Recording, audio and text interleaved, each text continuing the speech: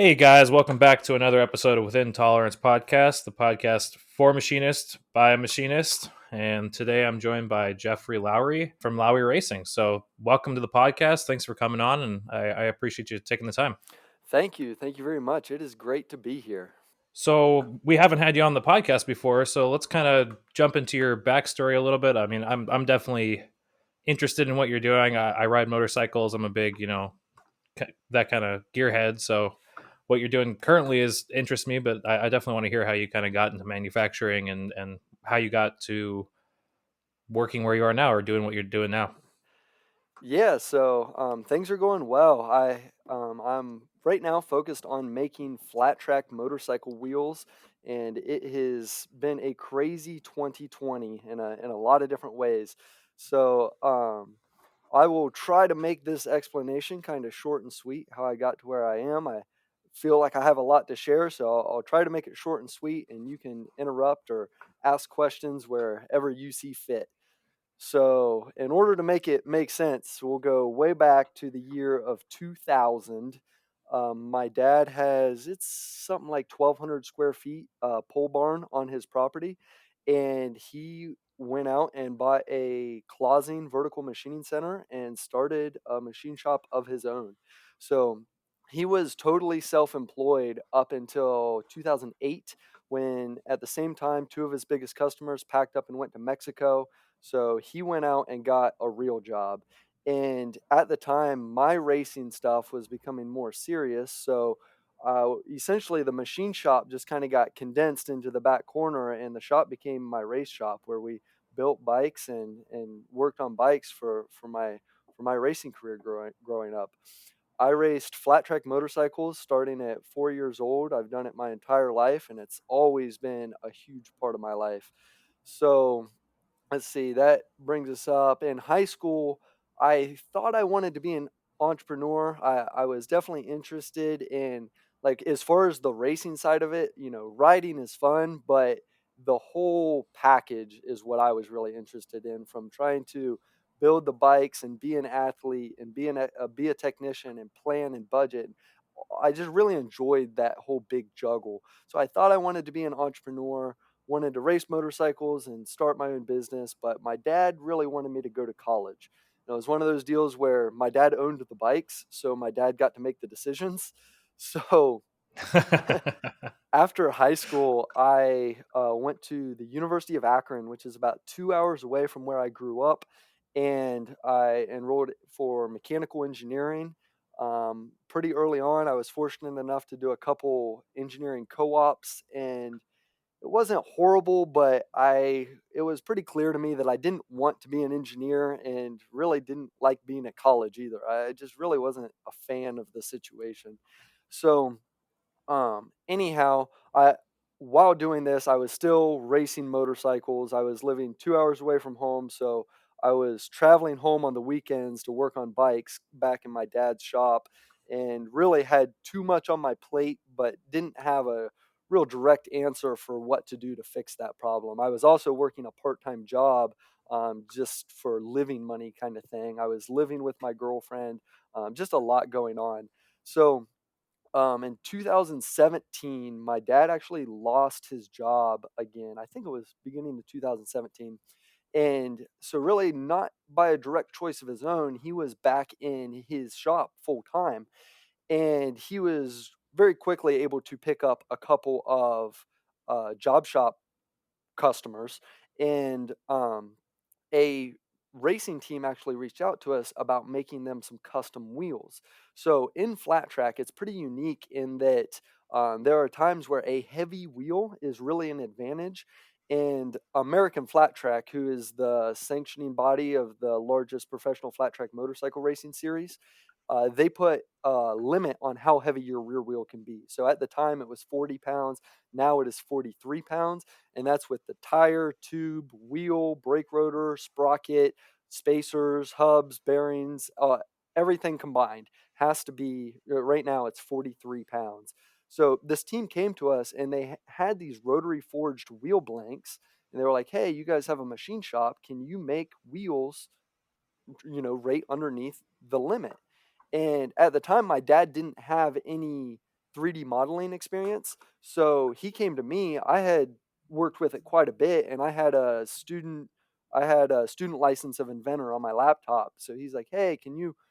To me, my dad talking to me. He's like, "Hey, can you make a 3D model of this? Design what the wheel should be. How much do we need to cut out?" And then all machine the wheels. So he was using Bob CAD CAM at the time, and so essentially he was able to use my sketches to make toolpaths, and we did that. It went great, and from the beginning in high school, when I said I wanted to be an entrepreneur, his thing was kind of like, hey, why don't you just go learn how to be an engineer, and then you can start a business of your own one day, or I can be your machinist and you be the engineer, and we can make it work. So that was kind of what we had going there for a minute. And I saw a lot of potential in it. I was really excited about it all. And, again, still living 2 hours away and with a lot of other things on my plate. But we ended up making a post about it on Facebook. And within the first couple months, we sold probably 10 or 15 wheels. So, I mean, we weren't setting any records, but it wasn't a negligible amount either. So, um, my dad moved forward with making those wheels, and all was going fairly well, but it pretty quickly became clear to me that my dad and I weren't going to be good business partners together. And I'm willing to take the blame for that. Like, I'm not trying to be, the snobby teenager of, oh, I know it all and my dad sucks. Like, whatever, everyone's different. Some father son relationships can't work together. And it became clear to me that that was us. So, I think it was the end of 2017 or beginning of 2018. My dad came to me and was like, "Hey, what should we do to take this to the next level?" And we had a couple conversations about it, over a week or two, and essentially it ended up turning into a very large disagreement. We'll call it that. Fight would probably be more accurate. And at that point, it was like I had enough of a taste to say, "Wow, I really wanna be an entrepreneur." Again, I had done several internships with a couple different, very well-respected manufacturing, places, and didn't really like working as an engineer. It wasn't the engineering work that I didn't like, it was all the politics and just working for someone else. I wanted to be self-employed. So, anyhow, after that, I knew I wanted to be an entrepreneur, but I couldn't count on my dad to be my machinist. So I needed to learn how to be a machinist. At the time, I was working an entry level job at Summit Racing Equipment in their warehouse Oh, neat. just for money to live on. And so that was cool. I mean, they're very much so like it's a very similar caliper of like Amazon when it comes to order fulfillment. They do an incredible amount of orders out of a relatively small facility. So it was really cool to see the business side of that. But what I was doing was very boring. The best part of that job was that we got to listen to music or podcast. So that's when I found the Business of Machining podcast and really dug into the personal development industry as far as Tony Robbins and Andy Frisella and Tim Ferriss and all those guys that helped me grow up and try to figure out who I really wanted to be. Um, so that's what I was doing, and I was like, I need to learn how to be a machinist. So I was kinda in a weird position because I had been around machining my entire life. My dad had a machine shop 100 yards from my house where I grew up with a CNC mill. But with that being said, like, at 10 years old, I could have accurately described to you the difference between a mill and a lathe. Like, I really understood what I was looking at. But at 20 years old, I didn't know the difference between a G0 and a G1. I had never even started to program a part on a CNC machine. So I felt like I could get a job, flipping inserts and pushing buttons, but I was hoping to be able to do a little bit better, so somewhere that I could learn. And there was a machining trade school about 10 minutes down the road from where I was staying. My girlfriend and I were actually living with her parents at the time. And so signed up for this trade school while I was enrolled in college, while I was also racing motorcycles and working a part time job. Not a lot of sleep happening, but I was learning a lot. So I went through this trade school and was able to land a job with Parker Hannifin Corporation, which is a huge global corporation. But the division I was working in was pretty small. I want to say there was like 15 machinists or so total. And I got a job running Mazak machines, a lathe and three mills, and we were doing all the programming on the floor. It was very low quantity, high mix. I mean, it was a great opportunity to learn, and I was able to learn from some really great machinists. So that was awesome. And I had some numbers in my head for what I thought I could make coming out of trade school, and I was wrong. I was making significantly more money than I thought I could. Like a couple months out of trade school, it was like, holy cow, maybe I don't need to finish my engineering degree to be able to afford to start a business. Like we can make some stuff happen here. So my awesome opportunity presented itself for my girlfriend and I to move into our own place, and then I had a house and we had about 600 square feet of a detached garage that had a furnace. So I was able to get some of my motorcycle stuff up to Akron, and I went and got a CNC knee mill off of eBay. Was able to start making some simple little parts for my bikes and having fun. And at that point, I just didn't enroll in college the next semester. So I'm by the credits, I am exactly halfway through a 4-year mechanical engineering degree. I was going to have to go another year in order to get the correct credits for an associate's degree. So I was like, I'm just going to kind of put this on the back burner for a second was my thought process. So things were going well in Akron, and the plan was still I wanted to start a business making wheels. I had gotten a taste of it. I knew there was a serious potential there, and about that time, my dad had kind of threw in the towel on his business and went out and got a real job.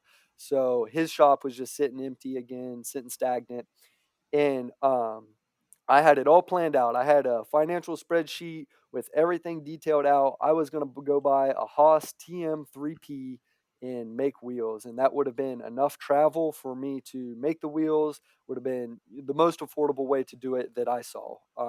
The the best, most affordable direct way that I saw, and that was my plan. So nearing the end of 2019, I the worst part about my job at Parker Hannifin was that it was third shift. So that was kind of that stunk Ooh, that's rough. for sure. But so I was kind of had my eye out for other jobs at the time, and then my girlfriend landed a job, which was long story short, she had the opportunity to stay down close to my dad's house, um, which again was close to 2 hours away from where we were living.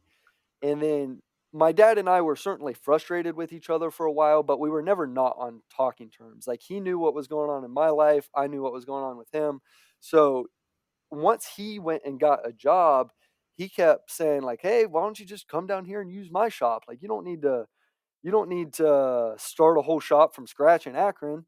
And he had actually went and bought a Haas ST10 lathe in 2018, had financed it. So it was sitting here essentially doing nothing, and he was making payments on it. So he's like, "Hey, come make the payments on that so I don't have to worry about it. And like the shop's yours. You can do whatever you want," which is an incredible opportunity. And I'm very grateful for, but was extremely hesitant because of the way things had gone with my dad and I.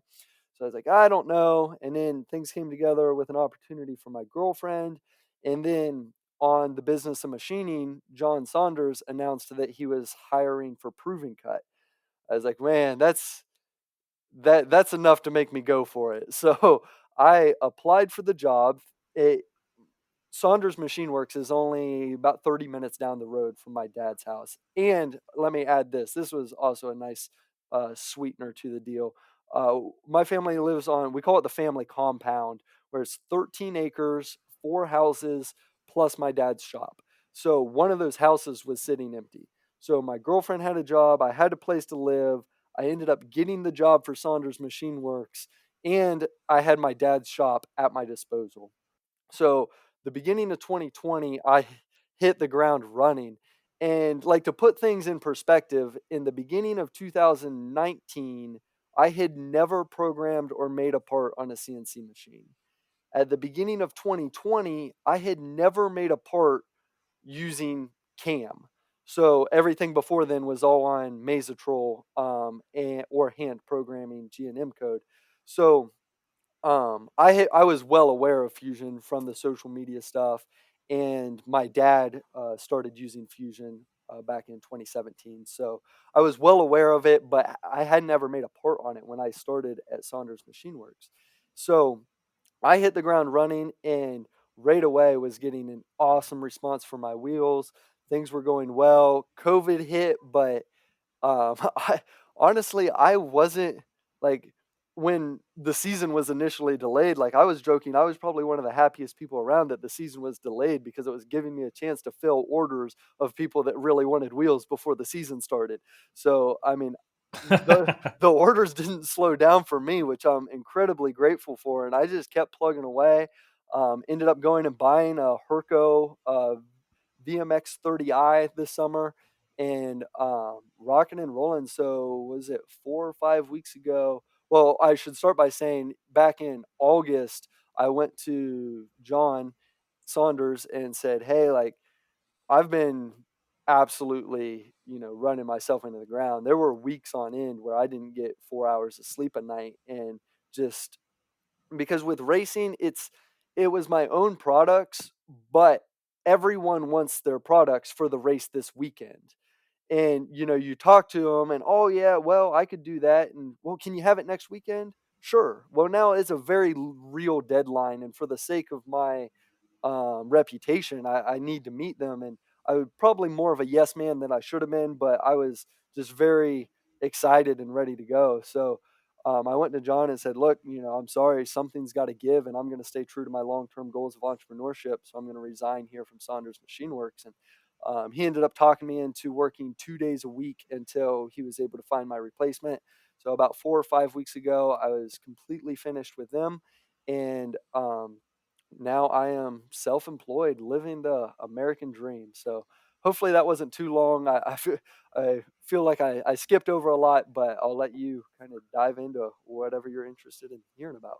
Yeah, no. Well, first of all, congrats on being retired. I saw your shirt joke, and Right, absolutely. that's he- heavy on my mind as of late. I think that I'm very much on my way there too. So I know the feeling of being just dead tired and being burning the candle at all ends. So I definitely applaud you for making that jump.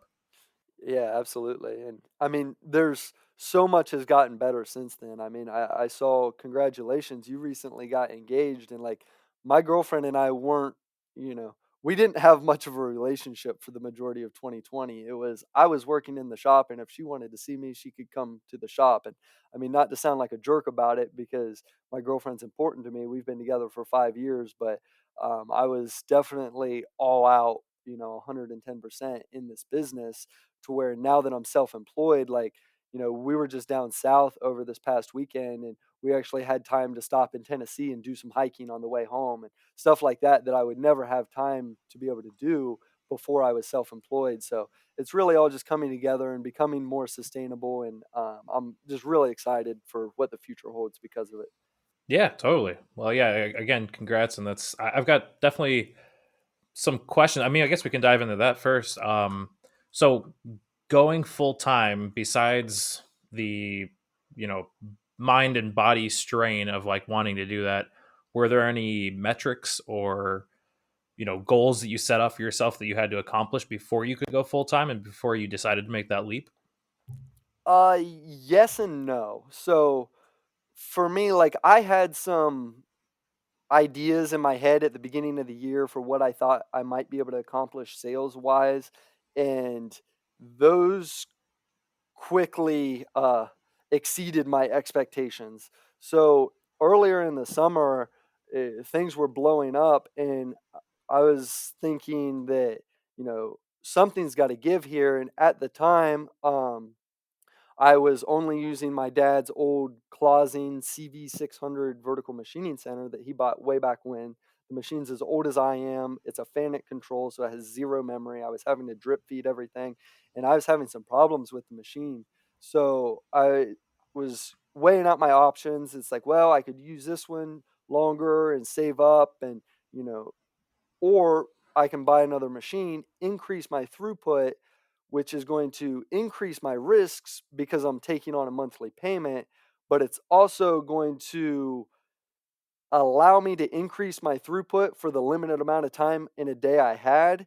And therefore, I thought it would let me keep my job longer and therefore kind of decrease my risks. So that was kind of how I weighed out and justified buying a new machine, and the fact that I saw that the demand was there and that, getting this machine would help us fill that demand. But once I had the machine, I had some financial goals in mind that I wanted to have kind of a pad in the bank that just to kind of cover my butt, as in there's cash there that I'm not going to touch unless shit hits the fan. And once it was there, which I was able to get there again faster than what I thought I could. And it was like, okay, now that's there, things are going, things are rocking and rolling, orders are coming in strong, we're getting wheels out the door, and now it's just a matter of kind of making this sustainable. And at that point, something had to give. So, um, for me, it was 6 months of operating cost. Once I like 6 months of operating cost in the bank, man, I'm not going to touch that. But looking forward past that, it's like putting a motorcycle on when you're riding a helmet. Like without a helmet on a motorcycle, I'm a very safe individual. You put a helmet on me and out on the track, and I will do some crazy stuff. Like, you know, as long as that 6 months pad is in the bank, I have no fear. Like I'm just gonna run the business as hard as I can. So for me, that was it. And once that was there, it was just kind of a no brainer that, hey, this is what I'm gonna do with my life. That's awesome. That is really cool. Well, you mentioned your Hurco. Let's kind of go down the path of that. We also had two questions from Emery Rempel. He asked, what are your thoughts on the Hurco? How's the control to navigate? Are there good posts, etc.? And Easton asked, do you use the conversational? But let's kind of start. What were you cross shopping against? What made you choose a Hurco? Let's go through the whole thing and how you like it. Yeah, so first off, I love my Hurco. I am extremely happy with it. So, being that at the time I was a full time employee at Saunders Machine Works, Haas is the obvious first choice. And I certainly spent a lot of time on the Haas, excuse me, certainly spent a lot of time on the Haas website and really strongly considered it. Um, but the some of the constraints that I was working up against are the fact that I can really only fit one more machine in the shop I was in.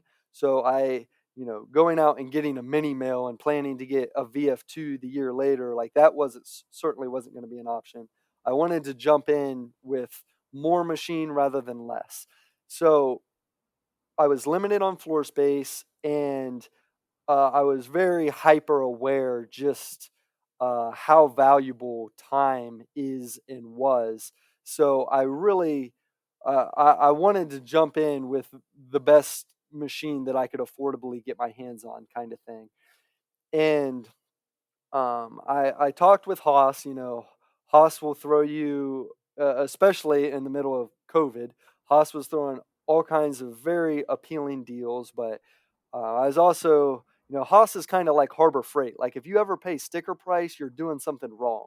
If you go into Harbor Freight, you should have a coupon, and if you go to buy a Haas machine, you should get a deal. So I was aware of that enough to, kind of hold back on that a little bit, considering my options. And I was very aware of Hurco machines. So I had spent a lot of time on their website as well, and it was actually the episode you guys did with Dr. Phil that was really kind of pushed me over the edge to say I need to call Hurco. I'm a motorcycle racer and have been my entire life, and in racing, the most important part is the racer, but a not so far second is the bike. So I am fully aware that like the machinist has to show up. That is the number one most important thing. But the machine that the machinist has is extremely important. And everyone that knows the Dr. Phil experience knows that he's able to accomplish some really impressive parts in a really impressive amount of time. So right away that appeals to me, no matter who it was or what they were using. My first question would be, what are they doing? Like, what's their secret sauce kind of thing? And again, like, I don't know him personally, but I'm very confident that Dr. Phil is a great machinist, and he shows up and he's the one that, is able to accomplish those great tasks in very short amounts of time. But there's also something to be said that the machine that he's doing it on must be a pretty cool machine. So I reached out to Hurco, and they were advertising 0% down, 6 months no payments, and that was kind of appealing to me. In the fact that I'm completely aware that with a financing deal like that, in the end, the bank wins because they're getting the extra interest out of you. But also, anyone that's trying to quickly scale a manufacturing business understands that cash is extremely important. Growth eats cash for breakfast, right? So I reached out to Hurco, and they connected me with the local distributor, and I went to their showroom and saw their machines and was just immediately very impressed. So I learned on big Mazak machines. The biggest vertical mill that I was running at Parker Hannifin Corporation was I want to say 35 or 40,000 pounds, 50 horsepower, 50 taper, in a standard vertical configuration. I mean, it was a tank of a machine, Jeez. and keep in mind that was 50 horsepower, not horsepower. This was on a Mazak, so those were real horsepower. So, like, that's what I came from, and then I walk into Saunders Machine Works and stand in front of his VM3, and that thing had similar travels as this Mazak machine that I was running, but that VM3 looked like a tinker toy. Like, it was nothing compared to the Mazak that I was running. So I am fully respect Haas. I understand that American manufacturing is better off because of Haas. There is a time and a place, by all means, but I was also very comfortable in saying that Haas is not the top of the line. So I saw the Hurco machines and was just very impressed. Um, and it's kind of funny, funny note to add, and I think there's a lesson to be learned. Hurco connected me with their financing people, and the lady was delivered it in quite a disrespectful way. She's like, "Yeah, this deal's for well-established businesses, and you need a detailed business plan and how this machine fits into that business plan, and you're going to need at least 20% down, and so on and so forth." And I'm like, yeah, okay, this isn't going to happen. Like, I didn't, wasn't really in a place to jump through those hoops. And the Haas, or I'm sorry, Haas actually contacted their financing people to reach out to me. So the financing company that was working with Haas reached out to me, and they are the ones that financed my dad's lathe a couple years ago. So they were aware of who they were talking to, and I told them, what was going on. I was like, "So, can you finance a Hurco?" And they're like, "Yeah, no problem. Here we go." And a couple days later, they had an approval for me with a very attractive deal that we went through with. So to anyone out there trying to finance a machine, I guess the lesson here that I would give is if one company doesn't tell you what you want to hear, don't be afraid to call another company because they're in the business of helping you. So that ended up working out. The financing came together, the machine was delivered very quickly, and we were able to get it up and running. And I mean, things have been great. That's awesome. Yeah, that's it's so funny that you said the financing story because a very similar thing happened to us. Like the first place we contacted that was referred to us through Yamazin, like they were like, "Oh, we'll see what we can do, but you're all small potatoes, so like the rates aren't going to be good, and like you're going to have to put a lot down." And I was just super unimpressed with the first guy, and then I contacted somebody that a friend of mine was using for his machine, and they were like, "Oh yeah, we can get you a great rate, no problem, and here you go." Like, and it took Right. a day and a half. Like, so I definitely agree. They should be working for you no matter how big or small you are. Exactly. Yep. So So are you using the conversational at all? So I am not. So when the machine was delivered, I actually had to take vacation days while the machine was delivered from Saunders Machine Works. So the machine was delivered. I still had a full time job. So the guy that ended up coming, that came and set it up. Again, I had to take more vacation days. Sorry, John. And the guy set it up, and like he gave me a brief rundown. He's like, "Here's how you change a tool. Here's how you load a program. All right, here's a phone number to call if you have any questions." And the local distributor, their name is Reynolds Machinery, great group of people to work with. They were more than welcoming, and hey, come down and we'll train you, so on and so forth. If we need to, we'll send a guy to your shop. But I was like, guys, I have a full-time job. Like, sorry, but I'm just going to do it on my own for now. So I have not been taught any of it. I have not even dove into any of the conversational stuff. But with that being said, I was very comfortable with the conversational programming on Mazax. And now that I'm full time, I'm starting to take on a couple little job shop things here and there where I have a print and conversational makes a little bit more sense. Whereas when you're designing your own stuff, you already have a 3D model. Fusion 360 just makes it too easy. So far I have not used any of the conversational, but I do plan to learn it and explore it in the future. So All right. Yeah, I think that's totally fair. You got to do what you got to do to get the job done. I see some other questions here of people asking about the Hurco in general, and I can just kind of give a brief summary of why I liked the Hurco so much and some of the things that really jumped out at me. And you know, the control is awesome. So the control is dual screen, touch screen, and I think along with a lot of other people were kind of concerned going into it of you have coolant on your fingers, and then now it's the touchscreen's not going to work as well. And I can honestly say that I have had very wet hands touching that screen many times, and knock on wood, I have never had any problems with it. The touchscreen is very reliable, very responsive. I like it a lot. So the touchscreen is just nice, quick, easy. There's still a full line of buttons below it, or a full big area of buttons, I guess, if that's a intelligent sounding description.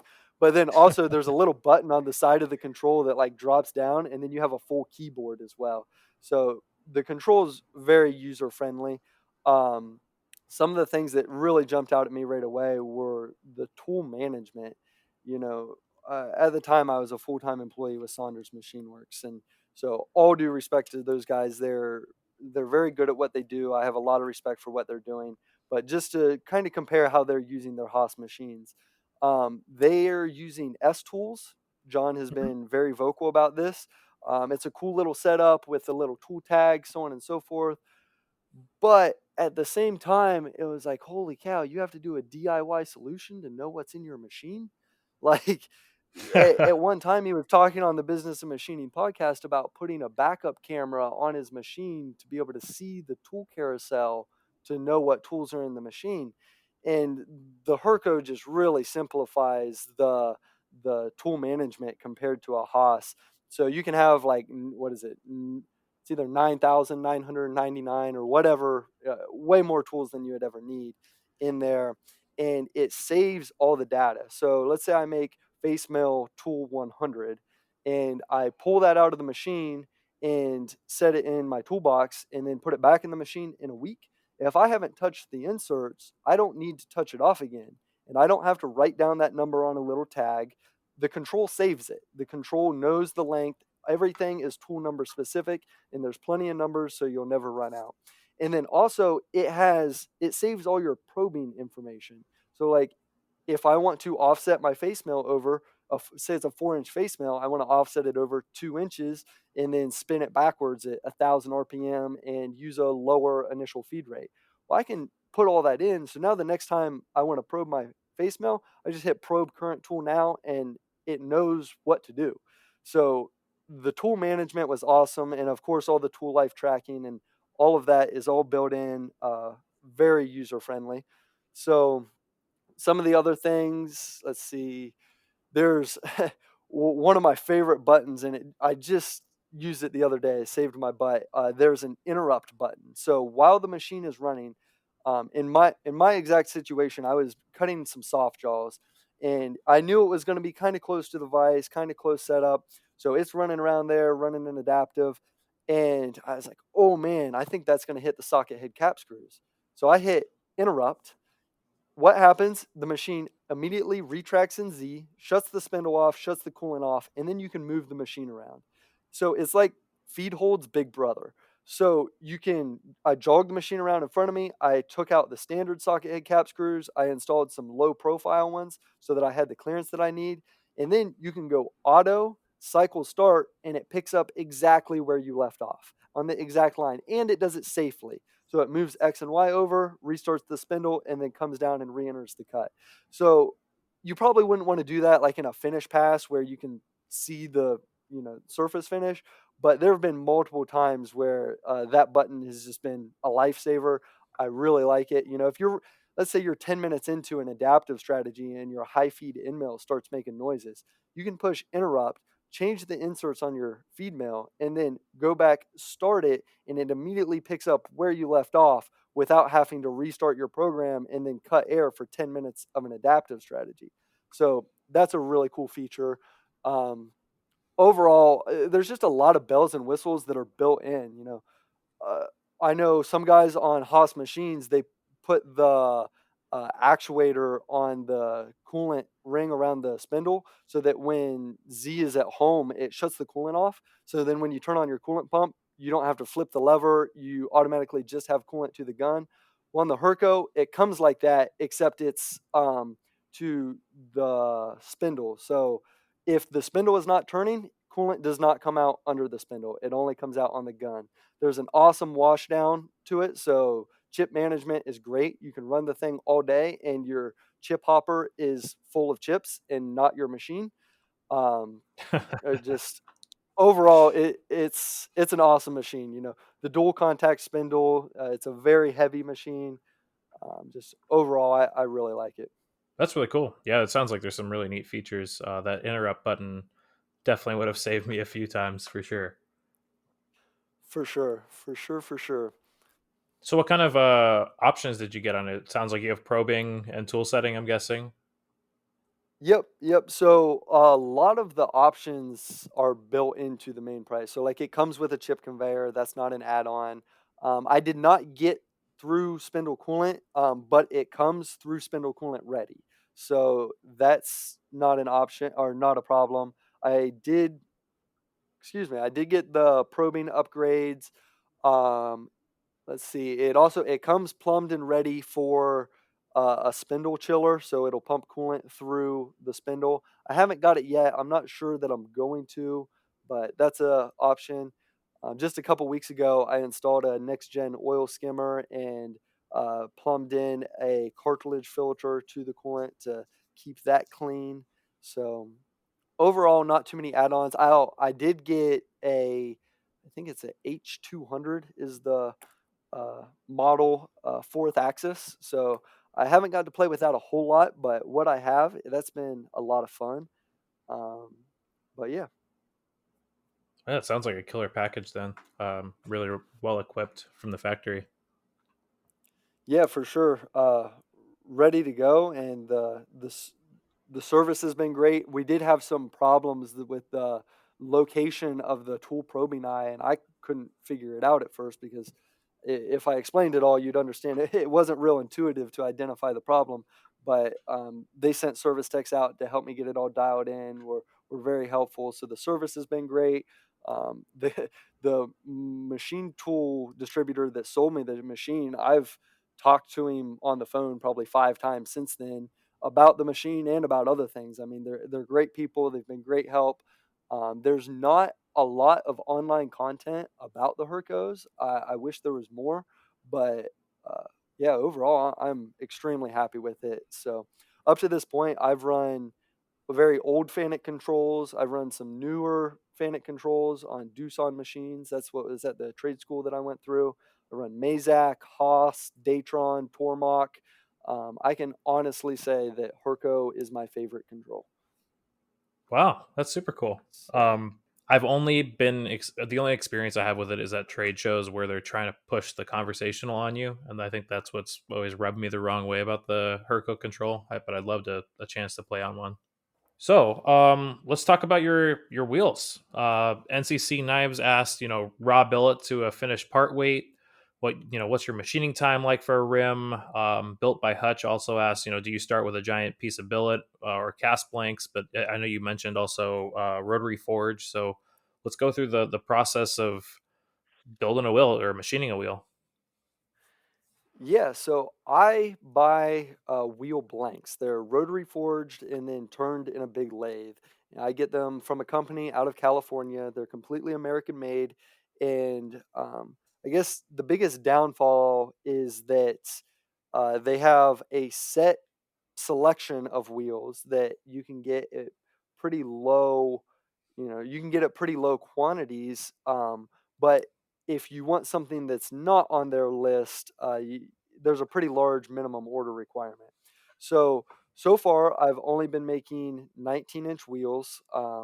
We offer 2.15, 2.75, 3, and 3.5 inch widths. And then I just placed an order for a custom order for 2.5 inch widths.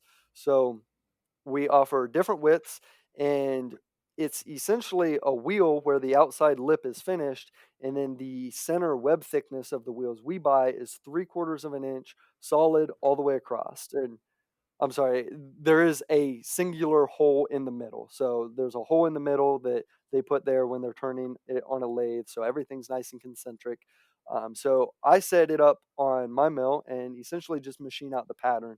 And then I'm making um, the hubs, the carriers, all of the assembly to go with it to work for different bikes.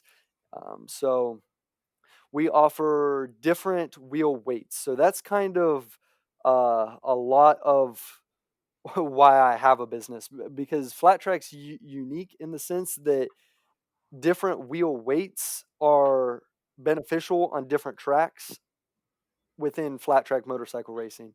So and sorry for jumping all around the place here, but it's kind of complicated because before we were offering 5 different rear wheel designs, but moving forward, we're actually reducing that down to 3 because they just legalized bolt-on weights. So now we're going to have a whole bunch of different combinations. So when it comes to the actual weight that we're done with, it varies by a lot.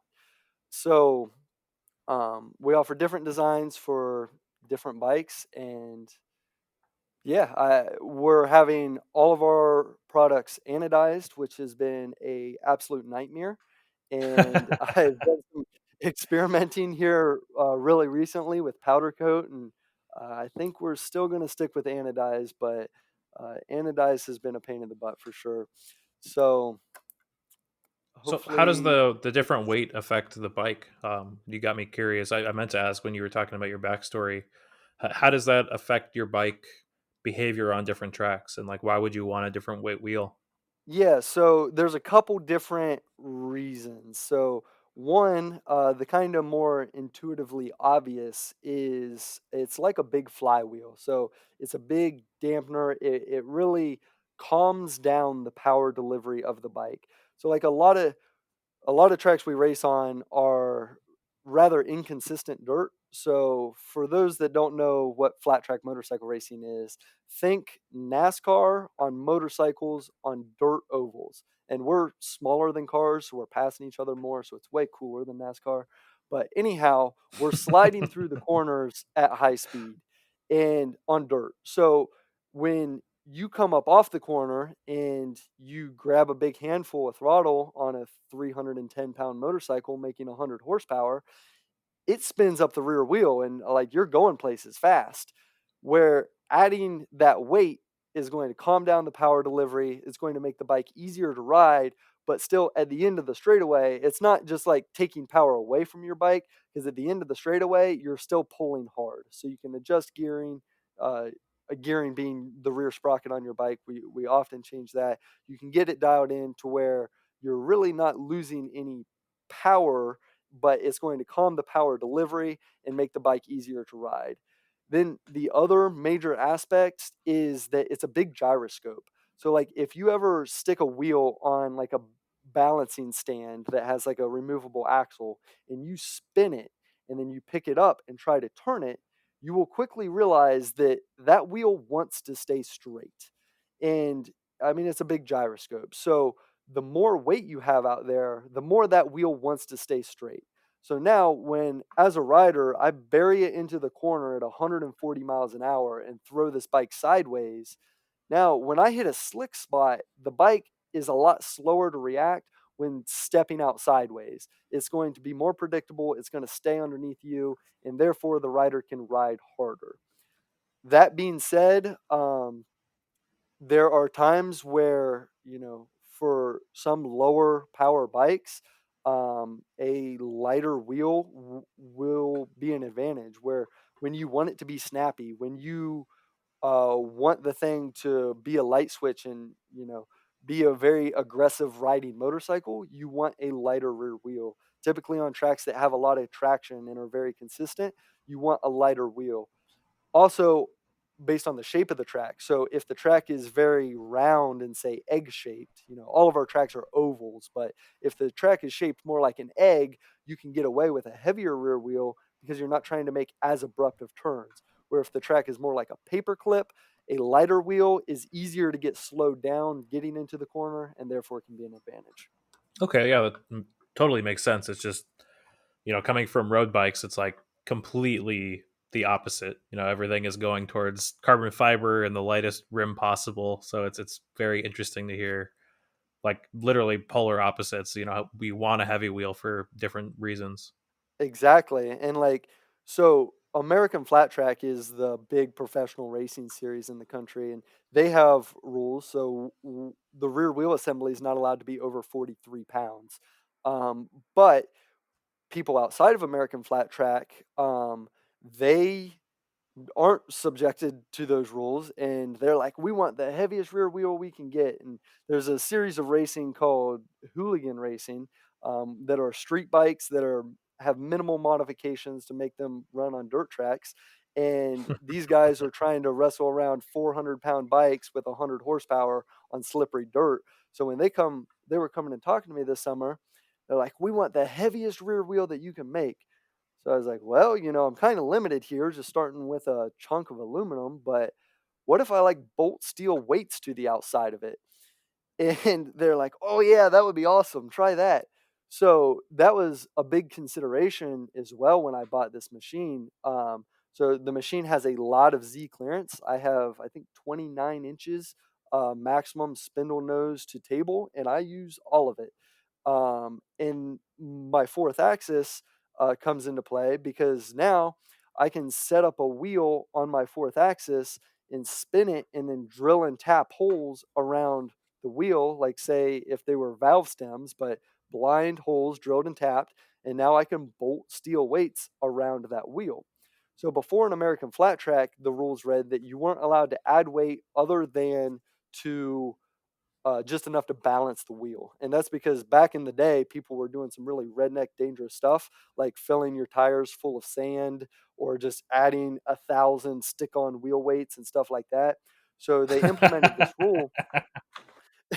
Right, like there's stories of people like coming to a stop on a slick track, like, oh, red flag, someone went down. Okay, so a couple riders will pull up to a stop, and then when they go to restart the race, there's a puddle of water where they were sitting because they had filled their inner tubes with water and they had started to leak. So like, I mean, people were just doing redneck dangerous stuff, right? So whatever it takes.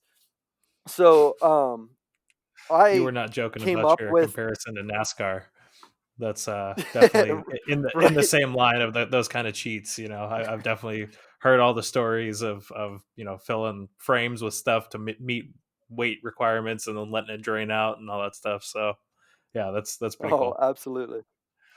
Absolutely. So that rule was in place, but I made this wheel assembly, and I haven't publicized it much yet because it's all just kind of starting to come together here very recently.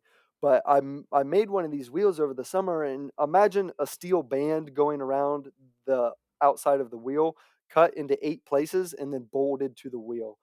So they were all individually machined components. Everything's very clean and sharp and professional looking. But I took this to the last AFT race of the season down in Daytona. I was like, hey guys, I understand why this rule is there, but if you would, put something along the lines of like weights have to be securely bolted under the tire or something along that lines, I think there would be an advantage here. And it helps the little guys because they can then purchase one wheel and multiple sets of weights and have different weight options. But it also helps me against my competition because it is legitimately fundamentally better than having your weight in the wheel itself because the steel weights bolted to the outside edge are on a larger diameter, therefore there's more centrifugal inertia. So it's kind of a win-win for me as a business guy. So I pitched it to them, and just about I don't know, it's been a week and a half or 2 weeks ago. They, excuse me.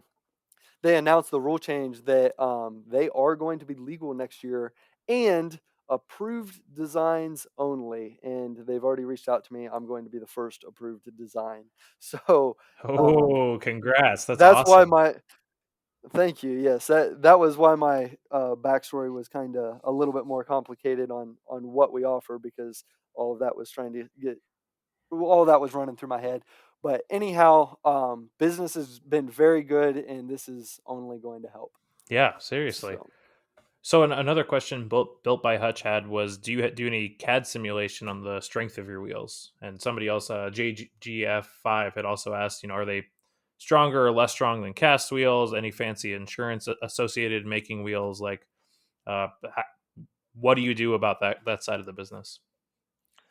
yeah. So, first off, as far as cast wheels, cast wheels are very affordable in large quantities.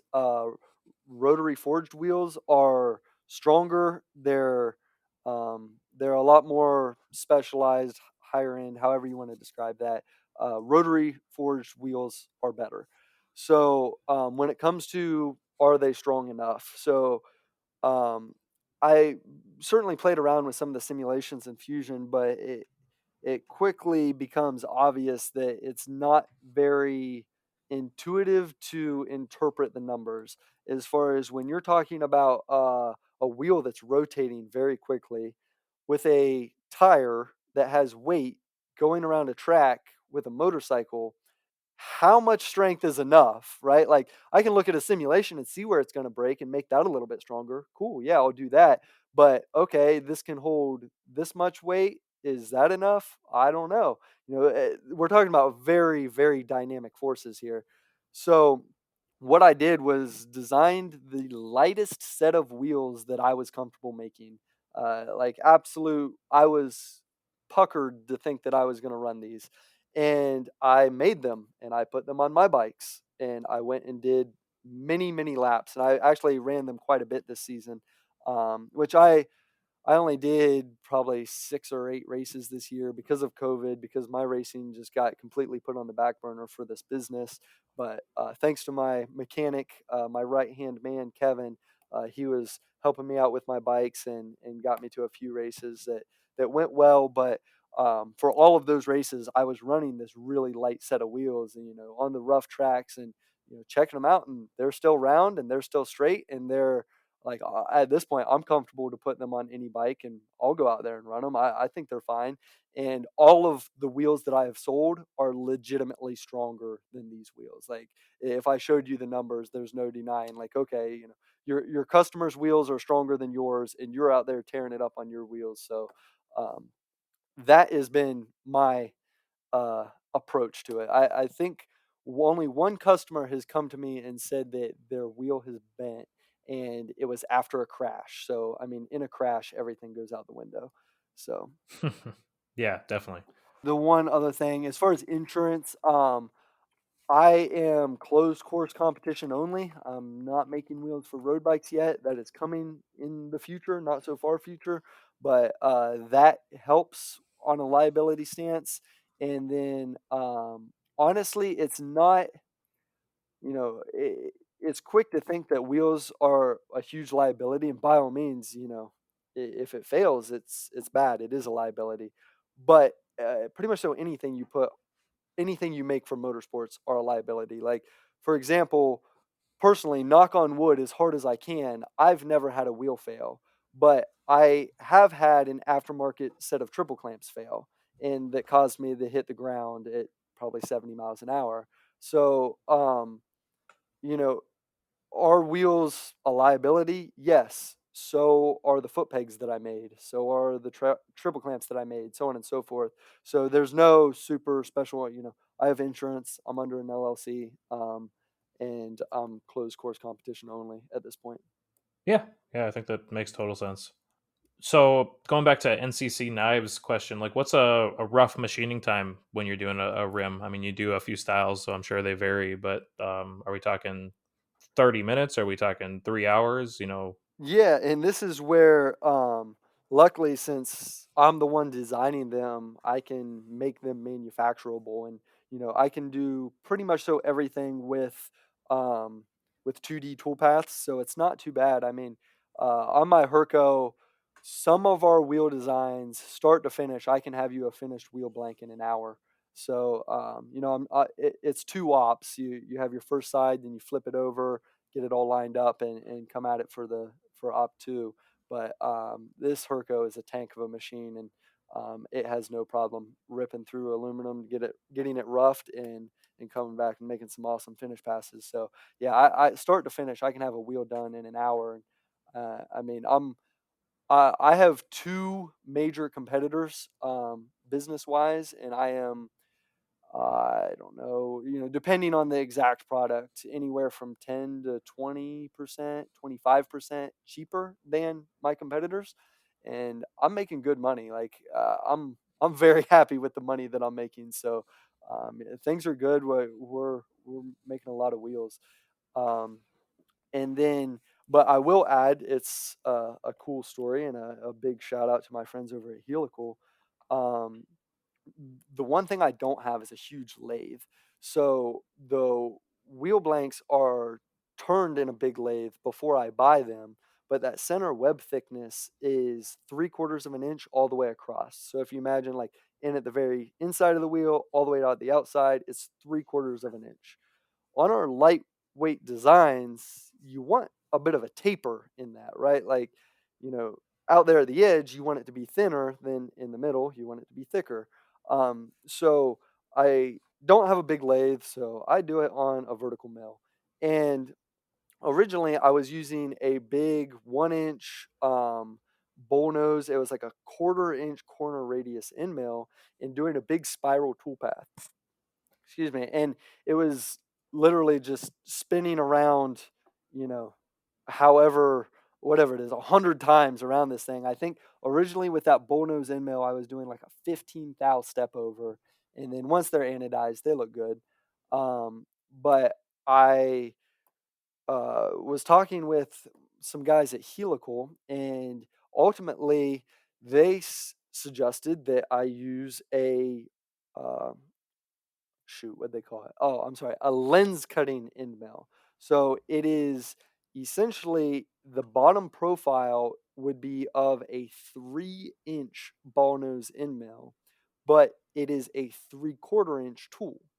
So with that much more gradual radius, now I'm able to take like a 60 thou step over and have a very, very similar surface roughness, and after it's anodized, they look good. So that is more lengthy on the smaller, or on the lighter wheels, but on the Hurco still I can run that spiral toolpath in like 10 minutes. So it's not bad. oh, how cool. Yeah, I've seen lens and barrel cutters used like that. But I didn't even think of that application. That's really, really interesting. So JSP Fab asked recommendations for work holding on wheels in vertical mills. You know, he used to work at HRE wheels, and so he's seen huge lathe chucks used, but he didn't know if there's better ways with toe clamps, and he's seen smaller companies use toe clamps. So what advice do you have for people wanting to machine their own wheels on a vertical mill? Yeah, so I use some like rotating, pivoting toe clamps around the outside. I think they're like Bessie or something like that. Clamps, they're yellow. They work well. There's nothing super special about them. But then I'm actually about to try to come up with a better solution for a center support. So right now, I just have one made for each of my wheel thicknesses, um, where especially on the thinner wheels, if you think that wheel's sitting on the table, it's only touching the table itself around the outside lip. If you're trying to machine a light wheel, that's a very unsupported piece of material in there at the center.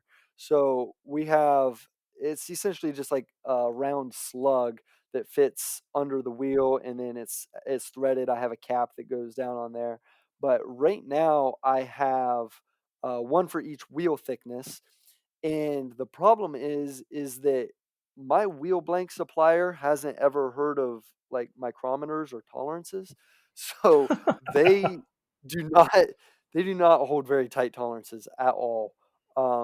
That center web thickness is supposed to be within or is supposed to be 3/4 of an inch, and it varies by 10 or 15 thousandths off of nominal. I mean, so there's a 20 to 30 thousandths range for how thick that wheel could be, and therefore um, my center support needs to match that to an extent. So right now it's kind of a pain in the butt.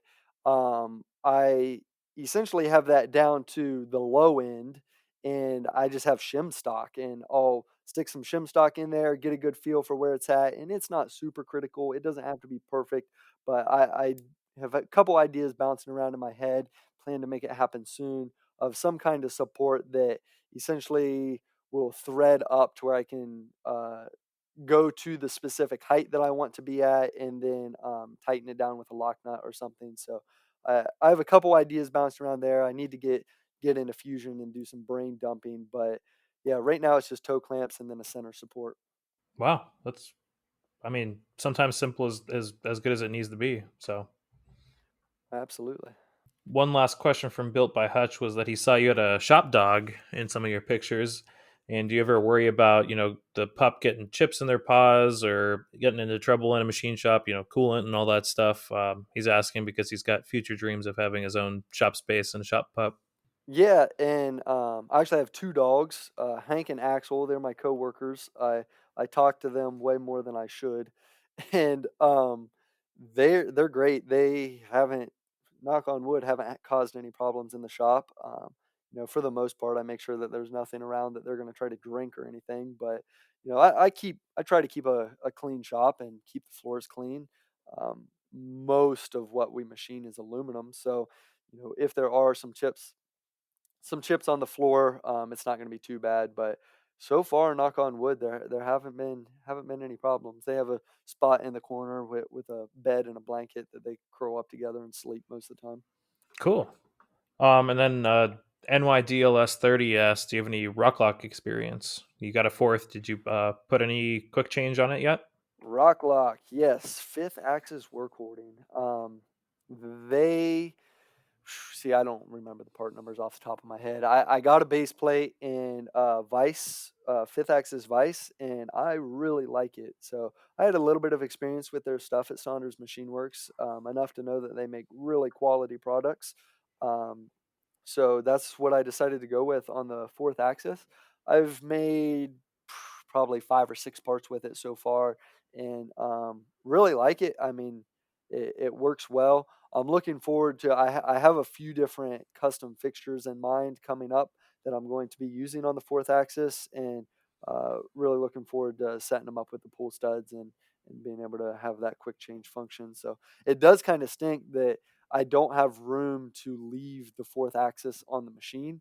So I have like a little push around fork truck thing that I open up the side door on the machine and get a fork in there and pick the fourth axis up and off, and I keep it on a little. It's actually one of the little Harbor Freight roll around cart deals. I just set it on one of those, and I can roll it around behind my machine. Oh, nice. That works well. Well, I mean, that's pretty much all of the questions, that we had for you. So, I mean, we can just get into shop things. What's going on in your shop this week? What are you working on? What problems are you encountering? What's going on? Yeah, staying busy, staying very busy, and I um over the summer there were so many things on my list. It was like I just need to get through this race season, and after race season I'll be able to, take care of a lot of the little things. And I tell you, good problems to have. The orders have not slowed down, so very busy with production. Luckily, I have my girlfriend helping me out. She had the lathe and the mill running for most of the day today. But overall, general production, I have a couple cool little job shop jobs going on right now, still all within the flat track world. But overall product development and filling orders, just trying to fill out our product line of things that we've wanted to make for a long time. It's just a matter of bringing it all together, making it happen. And then we really, really want, and have been telling people that we're going to have a website up by the end of the year. So this is painful to say, but so far I have handled all of the orders personally, uh, through social media. Just, hey, you send me a message of what you want, and I'll put you on my list. And when it's done, I'll email you an invoice and ship it to you. So we really need to formalize all of that. And the first big step to that is a website. I spend too much time answering questions to customers that a website should answer. And by all means, my customers are great, and I'm more than willing to spend the time with them. It's just a matter of, to make this scalable, we need a website. So that is the big focus goal: is getting the products that we know we need on the website done, and pictures taken of them, and the website up by the end of the year. So that's the main push right now.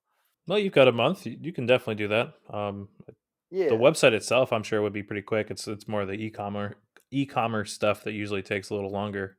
Yeah, and we have a fair amount. We have a good start working with Shopify, going through and building it out through there. So it's really straightforward and easy. It's just a matter of getting it done. And this year, at the beginning of this year, I didn't know exactly what our product offering was going to completely entail. It's been very fluid as far as I talk to customers, see what they want, and now I'm kind of generalizing all of that together in a narrow enough way that I could actually have inventory on the shelves.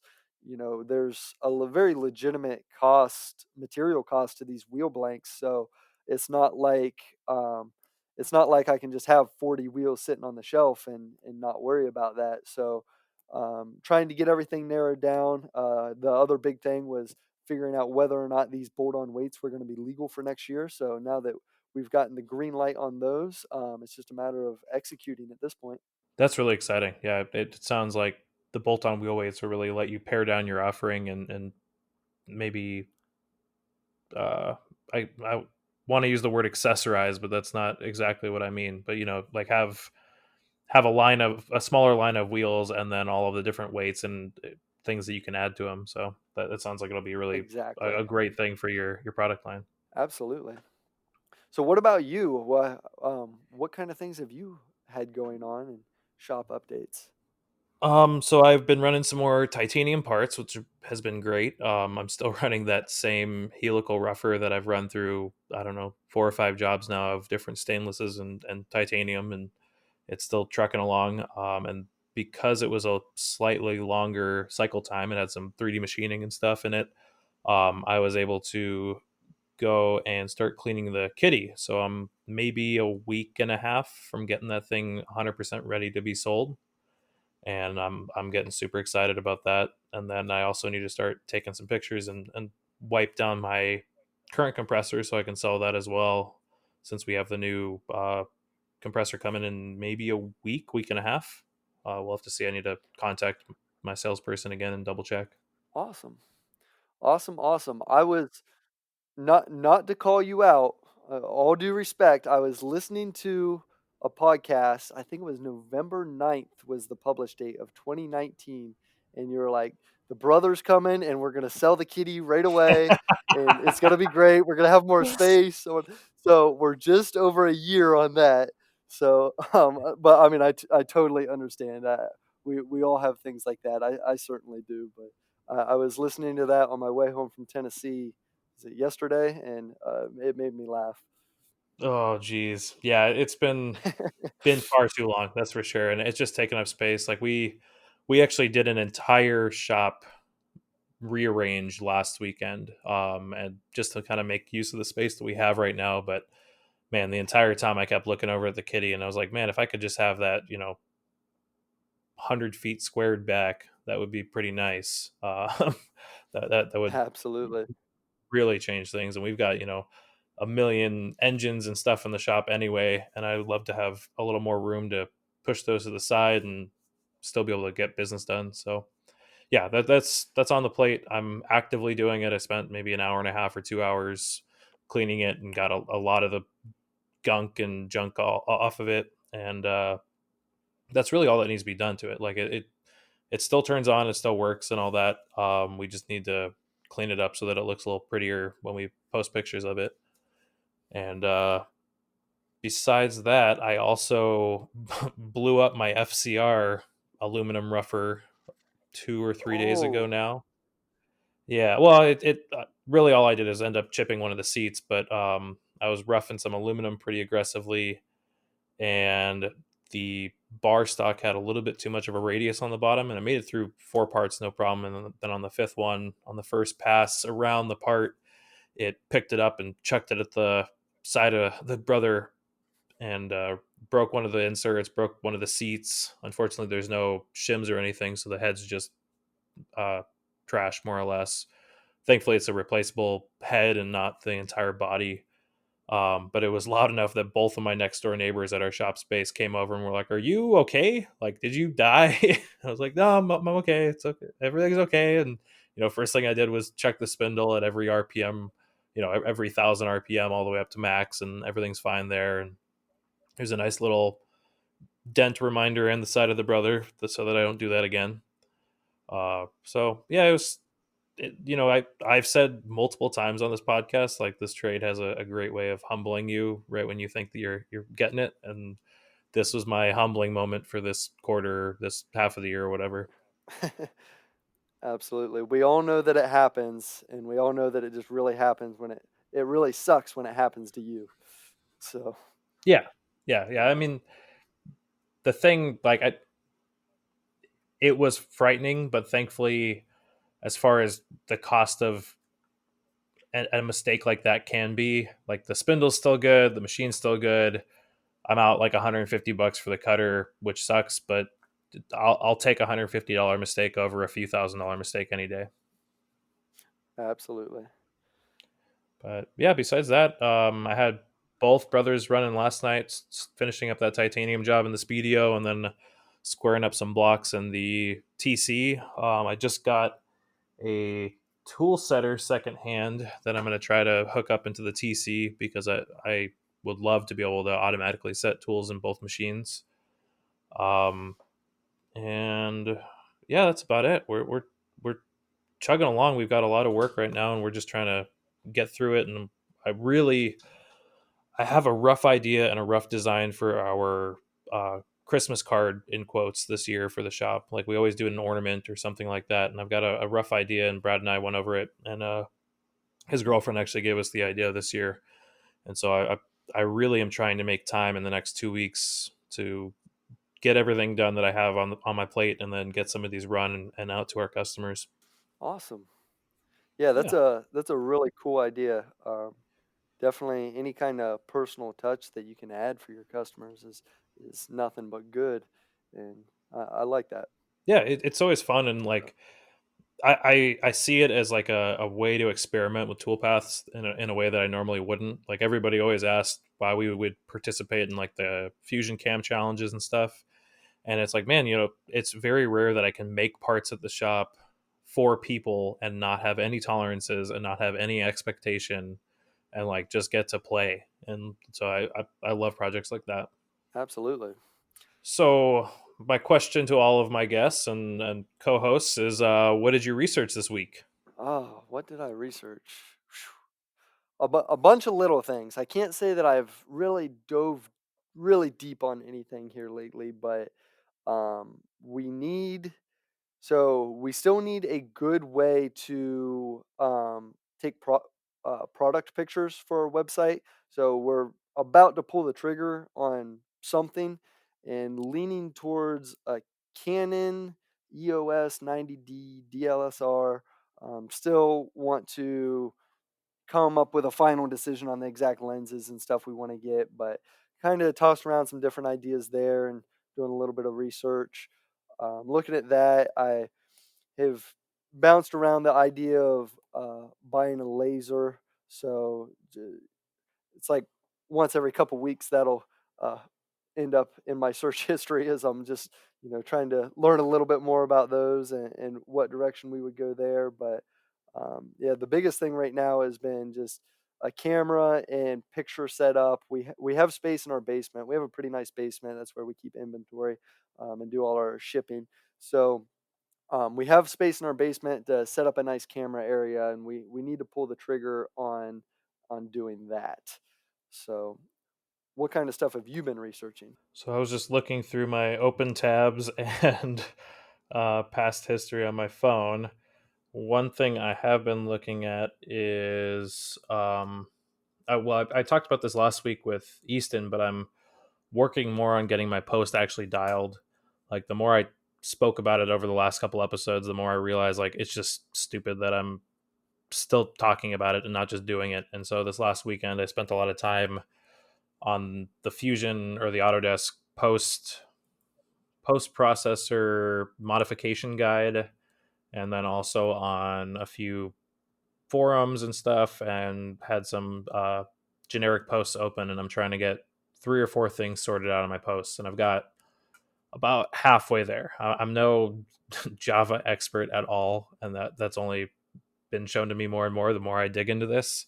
But I'm really excited. Like I talked about it last week, but Pete Oxenham has a blog post on his Medium blog talking about adding a fifth tab or a sixth tab in your toolpath, and so you can actually have user selectable custom properties. So like the first one I'm going to have is on every milling toolpath, I'll be able to set the level of smoothing or high speed mode the brother control uses and have that override the automatic output.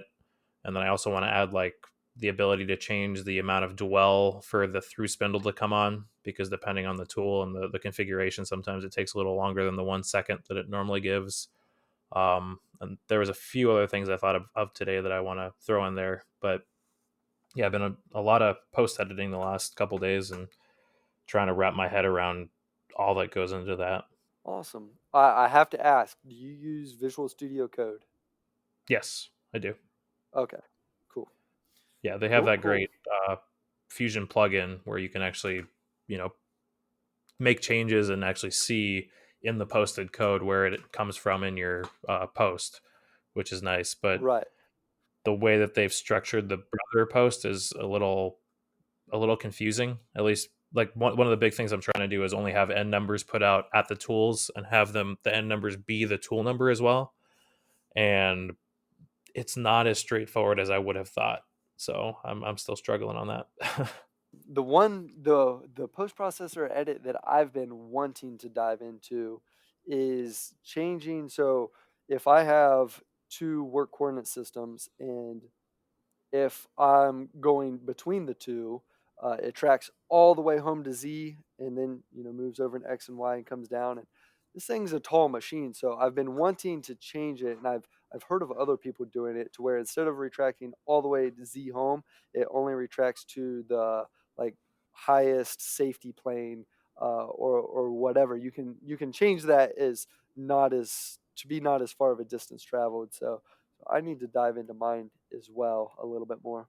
Yeah, I think that's like one of the most common or most requested post modifications that I've seen online Yeah, for is like sure. between patterns or between uh, different work coordinates, having not having a Z home every time, because it does seem like it's quite a waste.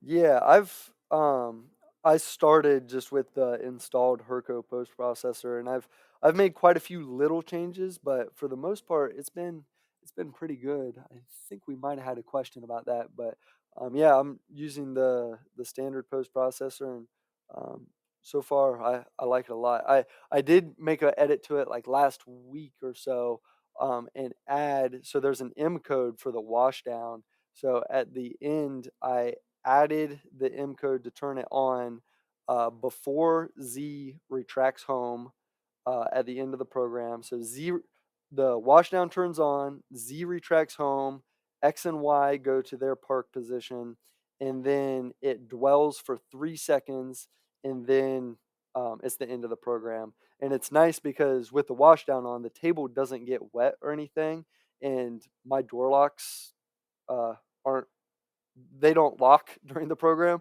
So still, like, it doesn't, even if it's in that 3 second dwell at the end of the program, I can still open the door off and blow off the part and stuff like that. So that's a recent, very simple edit that I made that I really like.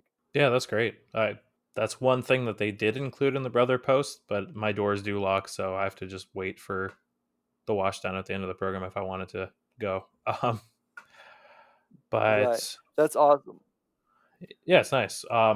So one question that I did skip over, I'll come back to it now though, is Triple Caution Machine Work had asked me, because I've done some work for Xometry in the past, and I'm sure you've heard of Xometry.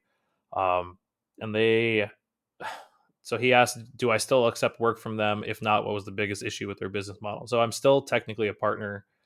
Uh, I don't think I've done work for them in 8 or 12 months or something like that. Mainly just because the price of parts has gone down drastically. Like we did a lot of work for them in 2018, 2019, and made some really good money because you could reject a job for not having enough money and pretty much name your price, and as long as there was nobody else that like picked it up for a crazy cheap price, you'd usually get it. But now it just seems like they've gone off the deep end as far as, I've seen jobs and people have posted pictures of jobs that like there's not enough money even in them for just the material, let alone any kind of machine work, and they're usually pretty complex. And then on top of it, it almost seems like Xometry is kind of getting predatory with it, because now you can get like a credit card through them and you can buy material and tooling for jobs that you've accepted before you get paid for them off of the money that you get for the job. And so it's almost like entrapment. It seems like they're just trying to get you so indebted to them that you have to do work for them. So I look at the job board from time to time, but I don't know. It has not seemed worth it. And maybe I'm just not seeing the jobs that would fit me. And I don't know. They've added like an RFQ section now, which he asked about as well.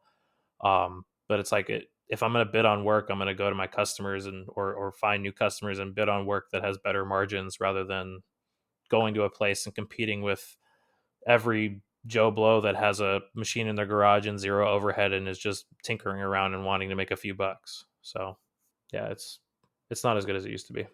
Yeah, that definitely makes sense. And I have not done any work for Exometry, but I did have an interaction with them probably about a week, maybe 2 weeks ago. One of their sales guys reached out to me and was like, "Yeah, where are you getting your material?" kind of thing. And turns out, so for any of the listeners that might not know this, Exometry can sell or source, or whatever the proper word for that would be, a lot more material than just what's on their website. So like a lot of my hubs are out of 2024. I was just doing a job out of 7075 that I needed material for, and he's like, "Oh yeah, I can quote all that, so on and so forth." And he Was was it probably. I'm sorry. Go ahead. was it Ethan from Xometry? Um, I do not remember the name off the top of my head. I would be guessing if I told you. Um, but while I'm talking here, I Easton can and look I up the email. just joke about it because he always, he's a very good salesman, but always calls you, after you place an order to thank you and all that stuff. And like, but yeah, Oh, I it was completely agree. Ethan. Yeah, yeah, I figured it had to be. But yeah, he's super nice, and yeah, he can get anything. Like this titanium I'm cutting, I got through him with full certs, and it was relatively cheap and exactly the size I needed to. So they can get anything. Awesome. Yeah, and for what I was getting, they ended up being like 10 or 15% more than it's Alro that I go through. They're like 40 minutes down the road for me, and they have their own trucks. They deliver the next day, so they've been really great to work with. But yeah, Ethan did reach out to me, and I was impressed and wanted to share that they can get anything. Yeah, definitely. So I think we've come to the point where we can start talking about traction a little bit, because you've read up through chapter 3 just like I have, right? Yep. So why don't you go ahead and kick it off? Like, what are you thinking about the book? Um, is there anything that you want to enact immediately? Um, yeah, so I really like the book. I'm a wheel business looking for traction myself. So, yeah, and a lot of this stuff are things that I was actually thinking about a fair amount before picking up this book. So it's been very refreshing just to kind of have this help me clarify my thoughts so far. Um, so like I'll start by saying I recently got a big uh, portable whiteboard, double sided. That it's still in a box right now, but we plan to start this beginning of 2021. So right now the Lowery Racing team is essentially me, my girlfriend, and then my mechanic Kevin. And starting in 2021, we plan to do like a monthly meeting where we're going to huddle, and the main focus is going to be the whiteboard, where we can talk about what are our yearly goals and how are we doing against those. And those will be some direct numbers of, hey, these are our sales goals, and this is where we're at, this is what we're doing. And then also, more general things of what we're trying to accomplish in 2021. So that's going to be one side of it, is the yearly goals and how we're doing.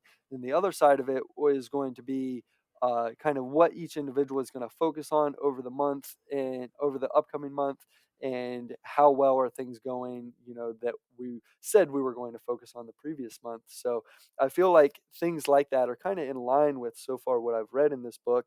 And I was planning to do that even before I picked up this book. So it's been good.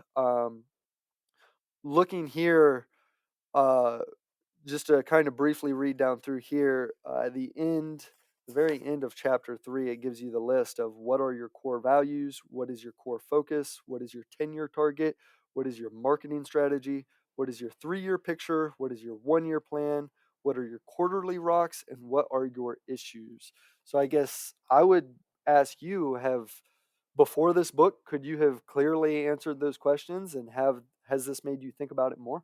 So I think I could have like, very hand wavy answered like core values, core focus kind of stuff. And like I've been verbalizing things like that to myself for quite a long time. But I think the biggest thing that this has shown me and that I'm going to do is that like Brad and I need to sit down and we need to do this together. And like we need to both be able to like verbatim say the exact same things about our company and our plan and all of that stuff. And so like I think if anything, it has really pushed on me the unity aspect of it, and like that your entire management team has to be on the exact same page, like not even a little bit different. So I'm going to talk to him soon about this and maybe print out the VTO, and maybe we'll go get a couple beers or something and sit down for a couple hours and really hash this stuff out, because I think that.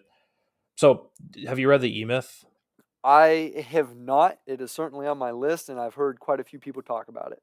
So it's really good, and it's a lot less dry. Like I find this book very dry, but what's very interesting is they not only does he bring up Michael Gerber, the E-Myth, author, but many of the steps and many of the things that he says are straight out of the E-Myth, or the E-Myth is straight out. I mean, I don't know which one came first, but um, as I've been reading this, I've almost been thinking of it at like the application side of the E-Myth book.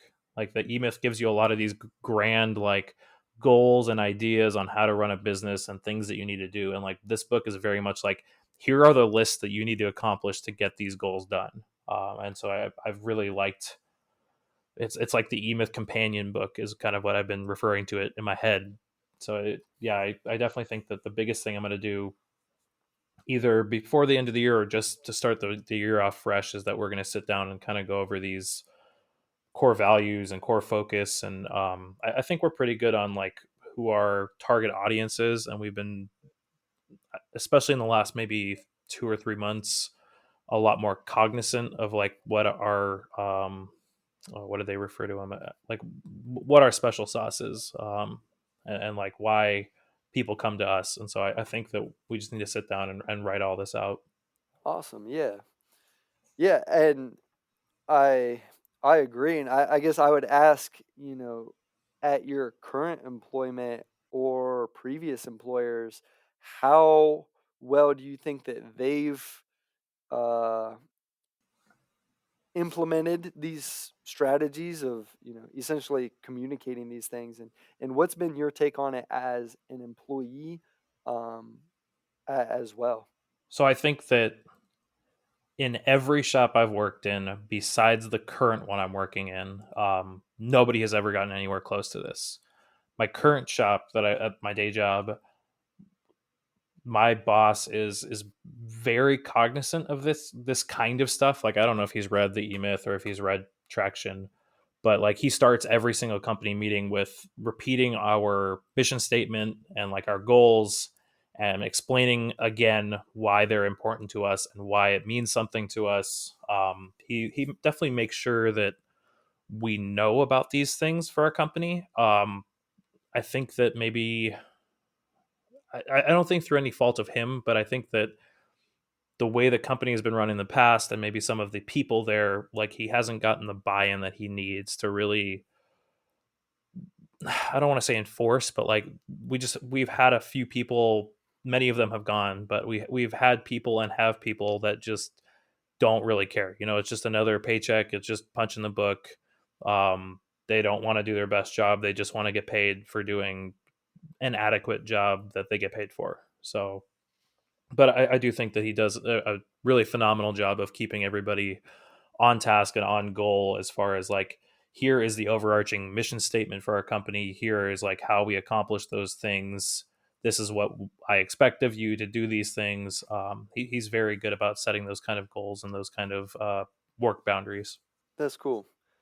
That's cool. And like, uh, for me, I agree. Most of my employers have not ever come anywhere close to accomplishing kind of what's laid out here in the book. But I would say, and I was kind of thinking about, like, if I were to rank my favorite employer to my least favorite employer based off of how well I liked my job, and then separately on a different day ranked how well they execute on this book, I think that they would be very similar. Those two lists would probably be identical. Um, and I thinking about that definitely kind of struck a chord with me, and just thinking about, moving forward, probably 2021, if not, well, of course, we live in uncertain times with the virus and the election and everything, so I don't want to count my chickens before they hatch. But it's not going to be that far out that Lowry Racing will have someone else full time within it. And just thinking about, the what I liked at my previous employers, and trying to create the best team environment so that, employees will like their job. It resonated me with me in that way, and really trying to clearly lay out what we're doing, where we're going, and why we're doing that. Yeah, I agree, and I think it's definitely it's made me realize like when I do have a full-time employee besides Brad and I, that I will want to do, you know, either daily or every other day meetings, even if it's just 10 minutes to set out, you know, these are your goals, like you only have to accomplish these, you know, few things, but like you need to get these done.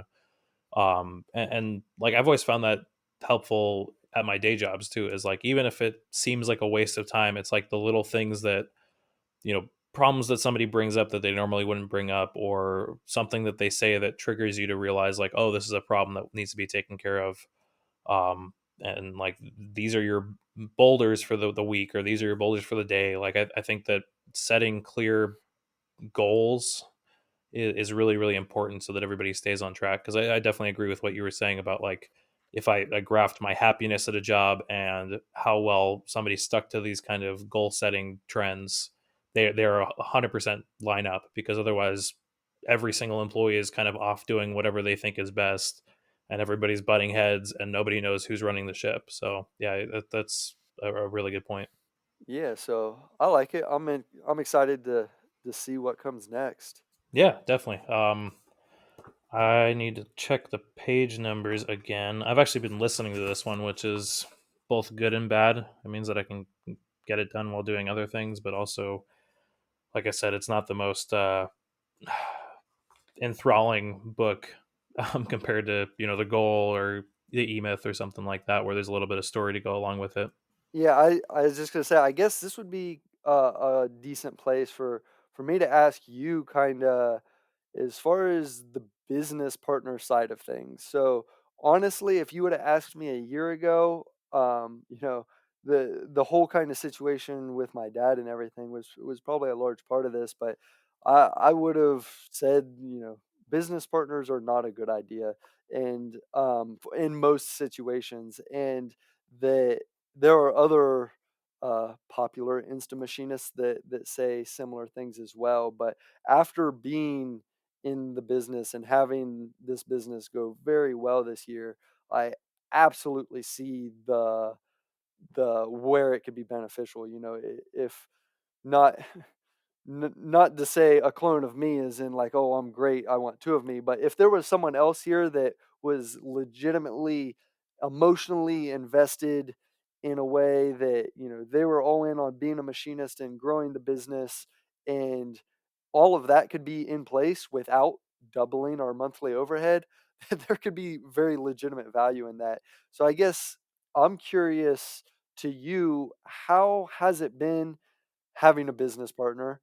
Are you guys aligned with, the things that I listed off that this book has talked about? Do you guys agree on everything? Do you butt heads? Just overall, how has that experience been? I don't think we've ever agreed on everything. I think what So one thing that I really love about having Brad as a business partner and as a good friend is that like we are very different in a lot of ways. Like we have different interests. We have a lot of common interests, and that's what made us become friends in the first place. But like we approach problems very differently. He's much more reserved. I'm much more head in the clouds kind of person. And so we kind of rub off on each other. Like I get him to kind of loosen up and see like, oh, this is like what could be. And he very much grounds me and is like, this is where we are and this is where we need to start from. And so having both really clear and open communication between the two of us has really been, I have said it a few times, like I think that's the only reason that we've succeeded as business partners is like if either of us feel like the other one's not pulling their weight or they're concerned about the other person's mental space about the business, like we bring it up all the time and we're not afraid to kind of we don't tiptoe around those kind of issues. So as far as like the company's goals and things like that, I think that we are much more aligned now than we ever have been. When we first started the shop, Brad did not see it growing to this big thing that we could quit our jobs and sell it one day and make money, and then continue our journey doing something else. Um, and I very much saw that and pushed that on him and made him kind of see like we do amazing work. We have really good customers. They really like us. And through this back and forth, like I think we've come to a very comfortable position of both really realizing like what we have and where we want to go with it. Um, and I think I definitely have a lot more pie in the sky kind of like uh, out there ideas of like how much I want to automate the shop in the future and what I see 5 years, 10 years down the line. But I also don't think that anything I say would really surprise him or come out of left field. Like it might not be exactly what he sees, but that middle ground has always been kind of where we definitely compromise really well and where we push really hard together. So that's what I'm actually really looking forward to talking to him about all this stuff and really sitting down and writing it out because every time we have like a really good heart to heart, like I think we realize that we are a lot closer on ideals than we think we are. Um, and so, yeah, it should be a lot of fun.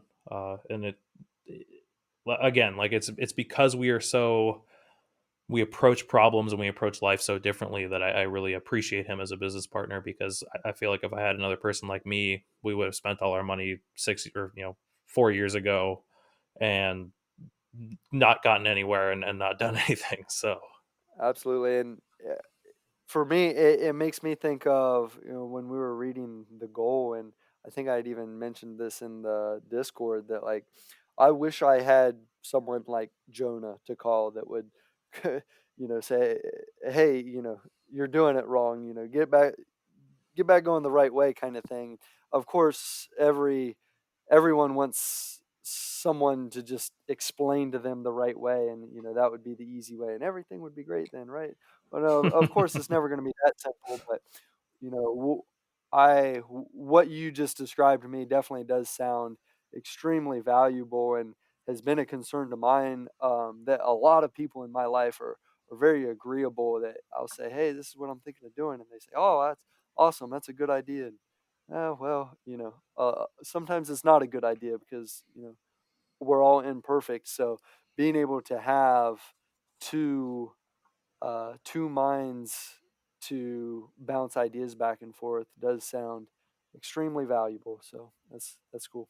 yeah, yeah, it was actually one of the ways when we were first started looking at buying our brother, because the whole reason I got it is I got an email from our salesperson that was like, "Hey, we got this killer deal on an IMTS model," and I immediately sent that off to Brad, expecting him to say like, "Oh, that's cool, but we shouldn't do it."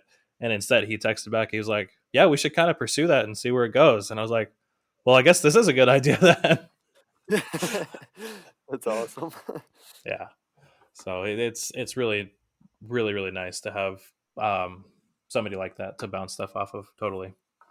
Well, I that kind of wraps up all of my questions. Is there anything else you wanted to talk about before we wrap up? I don't have anything specific. Nothing specific. I certainly appreciate what you guys have done and are doing. I think it comes back to that, kind of what I just said, as far as trying to surround yourself with people to look up to, and not that everything that anybody says is perfect, but there's all kinds of tongue-in-cheek sayings as far as your network is your net worth, and if you show me your friends, I'll show you your future, and stuff like that. And like, I live in the middle of nowhere in Central Ohio. I literally live on a dirt road, and I don't have a lot of friends that think like I do. And being able to listen to podcasts, being able to connect with other people on social media that are going out and getting it, and sharing the story about it is in my opinion kind of the next best thing to improve. If you can't directly be around those people, having them in your earbuds is kind of the next best thing. So I certainly appreciate everything that you guys have done, and thank you. Yeah, of course, and thanks for coming on. Like I think I told you off air, I'd love to have you come back on every now and again, and we can hear more about your business. It sounds like you're right on the cusp of really taking off, with this new wheel weight thing and the product line and website. And I definitely love to have you keep coming back on and update us and see how Lowery Racing, explodes. And again, I definitely look up to you as far as you just took the plunge and now you're full time. And like I said, I am champing at the bit to kind of go full time now. It is very much in my mind, and I think that the next 8 to 10 months is going to be me pushing really hard to get that 6 months of uh, costs squirreled away and get everything in order so that I can either go part time or just jump into it and go full time. So I again, congrats to you and props to you for doing that.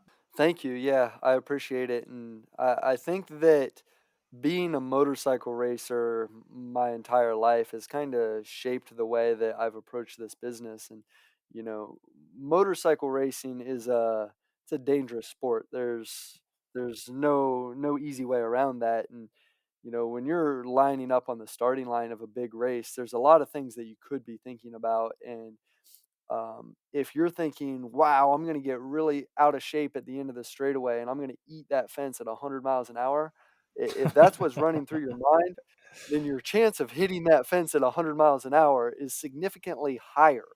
Like, the best thing that you can visualize is good, clean, fast laps. So, as a business owner, like I said earlier, like, that cushion in the bank is like me putting on a helmet. Like, after that, it's yeah, it's a matter of making decisions without fear. And by all means, it's easier said than done, and by all means, some days it's harder than others. And we live in very uncertain times right now. No matter what side of the aisle you're on, or what you're thinking, the future is uncertain. But at the end of the day, I'm going to be down here in the shop early tomorrow morning and late tomorrow night, plugging away, living the dream, doing what I want to do, and I'm gonna make the best out of it. Awesome. Well, again, thank you so much for coming on.